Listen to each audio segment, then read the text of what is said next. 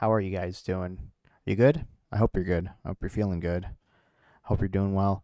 This is Damog. uh how's it hanging? Let's cut the chit chat. A friend of mine asked me how I make a scoreboard for my streams. So as you guys know, I am a streamer for like virtual fighter games, mostly Final Showdown. If I'm streaming tournaments, I'll usually have a custom scoreboard up to keep track. What my friend asked me for advice for is how to make a scoreboard. So I'm going to go over briefly my process for how I make a scoreboard in a photo editing software, add it to OBS in like a scene, and then I'll show you how I manipulate the scoreboard files in real time and the software I use for that. So we're going to start off by going in here in our photo editing software. For the sake of this brief tutorial, I'm using Adobe Photoshop CC 2019. You can use pretty much any photo editor you're comfortable with. What you do is you could go under New, and then you want to create an image file that is the same aspect ratio, the same pixel size as your OBS broadcast, and that's going to help you in terms of getting it squared out right. So I'm going to go into the resolution here. Right now, my broadcast setting is for 1920 by 1080. I think when I actually paste it in there, this is going to be much larger than it is in my OBS setup, but I'm just doing this as an example because this is what's in my clipboard. 1920 by 1080. I'm going to set the resolution to at least 300 just to make it look clean. You want it 300 pixels at least, I think 300 pixels per inch. So I'm going to create the canvas here. I'm going to make this layer blank because I'm going to get rid of this layer. But for now, what I'm going to do is I'll show you what I did here to get this image, but I'm going to paste the image I'm going to use as my source. This is going to be used for me to line up where I want to place the actual scoreboard. So for me to get this, I streamed a live reaction of when I was playing in the Virtua Fighter biweekly tournament that Fight Club Hubs was hosting on the GVN Twitch channel. So I took this screenshot of a full screen image of the parsec window that I was playing in. You could just take a screenshot of your game, like with it full screen. Get some sort of representation of where your health bars are going to be so you can avoid them with your design. So I'm going to make a very basic scoreboard. I'm just going to make blocks. Basically just going to make blocks. So I'm going to add a new layer here.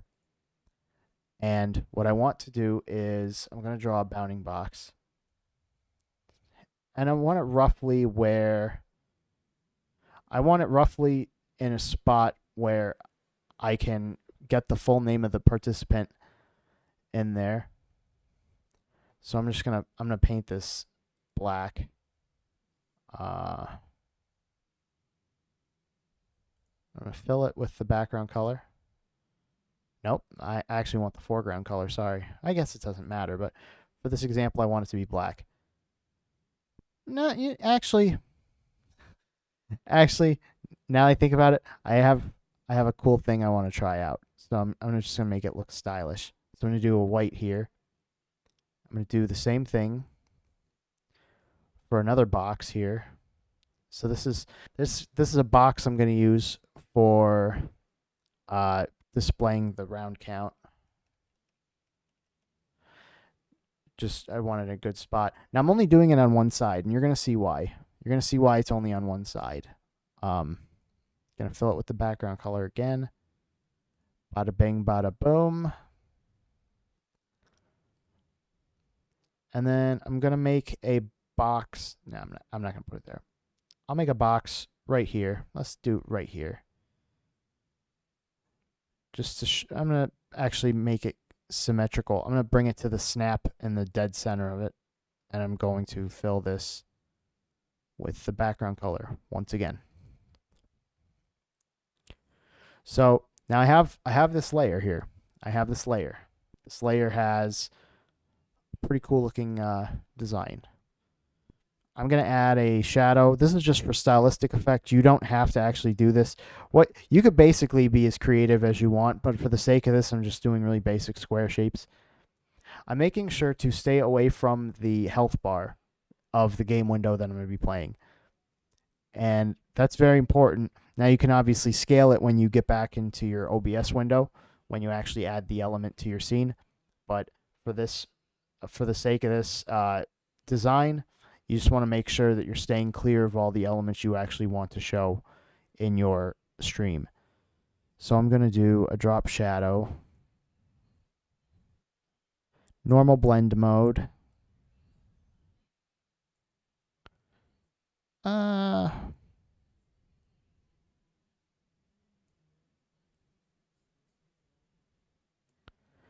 Yeah, just something like this. Just something that looks really neat, in my opinion.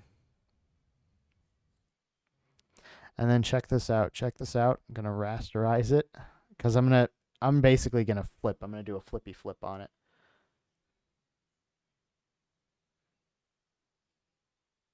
Just snap to the middle, damn it. There we go. So now what I want to do is I'm going to duplicate this layer. So once I have a pretty good idea of what I want one of the scoreboards to be, I just for the sake of symmetry, I'm going to duplicate this layer. Make it layer 2 copy. I don't care. I'm not going to name them. And then what I want to do is with the square selection tool selected, I'm going to do Control A to select the entire canvas basically. And I'm going to flip, while I'm on that duplicated layer, I'm going to flip horizontal. Bam. Now look at that. So the scoreboard for the player 1 side flipped, and now it's on the player 2 side. And the cool little shadow basically flipped as well. I think this is a good enough look. So if we hide the background layer, you can see just the scoreboard elements. That's basically all of the scoreboard elements right there. So this is done, honestly, but you can basically do whatever design you want. This scoreboard is complete. I'm pretty happy with this. I'll see how happy I am with it once I put it in the OBS window. But basically, this is where I want it. So I'm going to save this as. We're going to save this as. No, I'm going to actually hide this. I got to hide this because I want just the scoreboard elements when I save this, because there's got to be transparency. So I'm going to save it as. I'm going to call this scoreboard example. I'm just going to call it that. It's in my stream stuff folder. Now you can put it in any folder you want, of course. But that's the scoreboard. I mean, that's the scoreboard, fellas. So what I want to do next is go into OBS. All right, so I have some example items here. I'm going to leave the text items in there, but I will show you how to add those. And that's going to come with, you're going to need to have software to make use of those text objects. But unless you feel like editing text files on the fly. But what I want to do is I want to add a source in the scene that I want. So this is the scene that I want to add it to. I'm going to go under sources, click the plus sign, and I'm going to go to image. And I'm going to call it scoreboard example. Now it's going to ask you to browse for an image file. So I'm going to go to browse, and I'm going to go to stream stuff, which is where I saved it. And then I'm going to click on scoreboard example. So I'm going to click OK. Now, because my scene is too big for this, well, it's too small for this object, I'm going to just resize it. And the way I do it easily is I do the transform from the midpoint bound boxes and just drag it to a side until it snaps. I'm going to see if it snaps to the bottom as well. Yeah, it does. And then when it's still selected, just to make sure it took, I'm going to right click on it. I'm going to go to transform, and then I'm going to go to center to screen. You could also do stretch to screen, but I wouldn't trust that unless you know for a fact that you've matched the aspect ratio of the scene you're going to be putting it into. So we're going to drag this down. We want it far enough down where it's going to be it's going to be below the text that you insert, but it's also going to be above the display source of like your capture source, because it's going to be no good if it's underneath it. You want it on top where you can see it. Now, as you can see here, I wish I could zoom on here, but for now, just you may have to squint. So what I've added here is several text objects. I have a player 1 name. I have a player 1 score, so that's the round count. I have a player 2 name, player 2 score. I have label, which I use for the round that we're in. Just the software I use, you can use that as a label. Misc, I have like as a miscellaneous, which is this bottom text here. You don't have this is something you're not obligated to put in. This is just something I like to put in for like saying the name of the tournament we're playing in or whatever. You can even do some funny little sayings like ha ha ha, ha ha, I beat you, or something like that. Something silly. But what I want to do is show you next what my software is. It's called Scoreboard Edit version 1.2. Now I will link this program in the description when I upload this to YouTube. But basically it's a very simple program, and I really like it. I really recommend this because of how easy it is to use. It doesn't have a ton of bells and whistles, but what it does pack is the bare necessities for a scoreboard, especially for like a fighting game scene. So the way I do this is I go to folder path. I click on the radio button that says folder path, and then I click the browse button. Right now, I added a folder under Scoreboard Edit 1.4. Well, I'll just open it to show you what files you have to make, because you do have to make files to get this to work. So under local disk, it was program files, I think. Scoreboard Edit 1.4. So you have to make, now it's going to explain this in the README. It's going to explain what files you have to make, and it's pretty in depth about what you need to do. But I'll run over the basics real quick. So you need to make a p1.txt, p2.txt, scrp1.txt, scrp2.txt, misc.txt, and label.txt.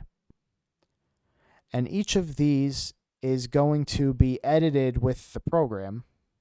So you just need to make these text files before you start. So again, to recap, when you open up Scoreboard Edit 1.4, you're going to click the folder path radio button. You're going to browse to the file folder where these files are located. And I just keep them in the program folder because it's easier for me. But you could put them anywhere you want. And then you click select/read files. It will load the text values that are in that are in each of these corresponding text documents.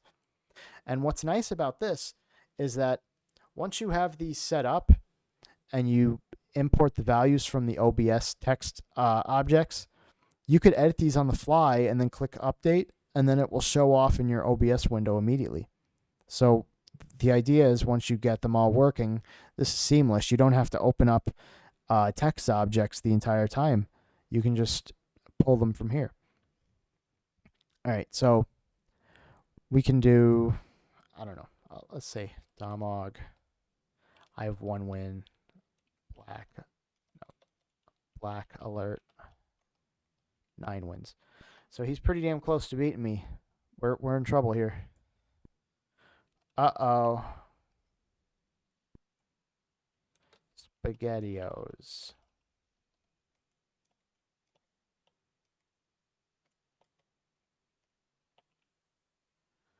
So I'm going to click update. So as you can see, my text objects, and I got to show you how to make these text objects, but they've updated in real time. I'm going to unlock all these objects because I want to show you how you make them.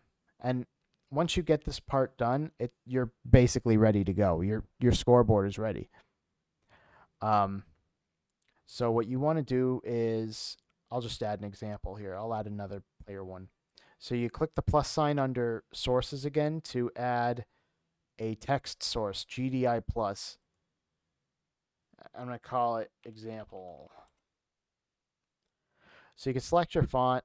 It'll use all your system fonts. Next, what you want to do is there's a checkbox that says read from file directly under the font. You click that, and then it'll open up a browse tab. It'll open up a browse address bar.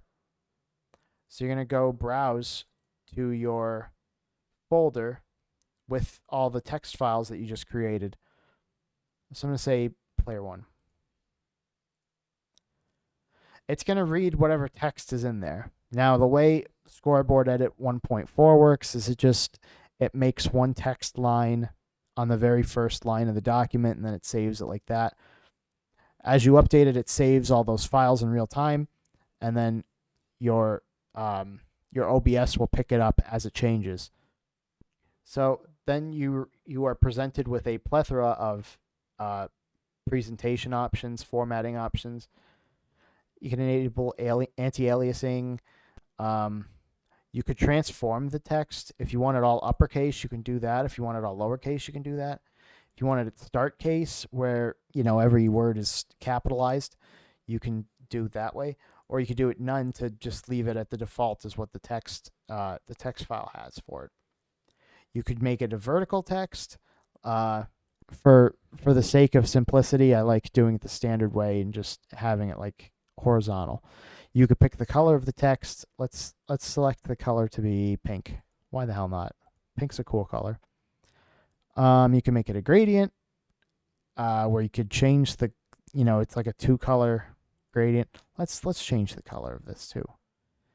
Let's make it yellow. A very pastel color. That's neat. You can set the opacity, the gradient direction in terms of like the angle for it. That's fine. I'll leave it at 90. You can set the alignment of the text file. So I'm going to do center. Vertical alignment, top, center, bottom, same thing. But it's just in the vertical direction at that point. You can also outline. You can add an outline if you want. It basically just embosses the text object with an outline. Let's make it purple because we're doing, it was just Easter. We'll do pastel colors here. You set the opacity and the size of the outline as well. Let's make it thick. Let's make it a thick outline. That's terrible. So you could also use custom text extents. So you can basically control the size of the bound box for the text, but we're not going to do that. For now, we're just going to use this. And I want to scale it down so it will fit in my scoreboard. And that's all. That is really all you have to do. And then you just do that for each of your text objects. I'm going to move the score over to, I'm going to move it closer to, whoa, hey, come on, buddy. All right, since I dragged it, I should be able to move it with the arrows. Okay, so I'll move that closer to that. I'll move this closer in there so it's more centered with the object. Black alert, I'm moving you over to, because you ought to be centered in there. I just made that text object for the sake of the example, but I will move the other one back just to keep the other one in the picture. Uh-oh, SpaghettiOs. So that's basically it. I mean, and once you add, like once you see this in your source, I may just leave it like this for now. I don't have a source playing through it, but what you can do is, as you're playing your source, you could check if this lines up, if it matches what your scene is trying to show off, and it doesn't block any of the elements you want shown to your viewers. Then you're basically done. That's it. That's really all there is to it. Thanks for watching. I really hope it wasn't that long-winded, but I basically wanted to cover everything I could. Again, for that program, Scoreboard Edit version 1.4, I will link that in the description of this YouTube video. Thanks for watching. Be safe. Say hi to your mother and your father and all the loved ones in your life. Make sure you keep in touch with them. I love you all, guys. Take care.